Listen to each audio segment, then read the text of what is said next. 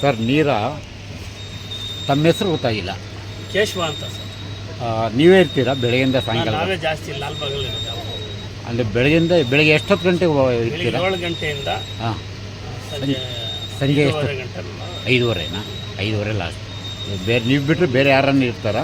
ಇಲ್ಲ, ಆಕಸ್ಮಿಕವಾಗಿ ಇರ್ತಾರೆ ಅಷ್ಟೇ. ಜಾಸ್ತಿ ಇರೋದು ನಾನೇ. Okay okay.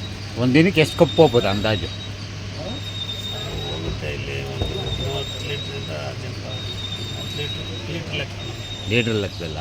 ಲೆಕ್ಕ ಓಕೆ ಓಕೆ. 30 ಲೀಟ್ರ್ ದಾಟ್ತದೆ. ನೋಡಿ, ಇದೇ ಮಿಷಿನು ನೀರಾಗು.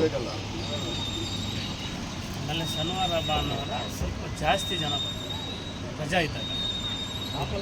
ಮೀಡಿಯಾದು ಮಾಡಲ್ಲ, ವಿಡಿಯೋ ಮಾತಾಡ್ತೀರಾ? ಅಲ್ಲ, ಕುಡಿಯೋದ್ರಿಂದ ಏನೋ ಬೆನಿಫಿಟ್ ಅಂತ. ಖಂಡಿತ ಖಂಡಿತ ಖಂಡಿತ. ಸರ್, ತಮ್ಮ ಹೆಸರು ಗೊತ್ತಾಗಿಲ್ಲ? ಸೋಹಂಸ ಅಂತ. ಹಾಂ ಸರ್, ನೀವು ಎಷ್ಟು ವರ್ಷದಿಂದ ಕುಡಿತಾ ಇದ್ದೀರಾ ನೀರ? ನನಗೆ ತಿಳಿದಾಗೆ ನಾನು ಚಿಕ್ಕ ವಯಸ್ಸಿಂದ ಕುಡಿತಾ ಇದ್ದೀನಿ. 12-14 ವರ್ಷದಿಂದ ಕುಡಿತಾ ಆರೋಗ್ಯಕ್ಕೇನು ಒಳ್ಳೇದು? ಇಳಿಸಿನೇ ಕುಡಿತಾ ಇದ್ವಿ ಆಗೆಲ್ಲ.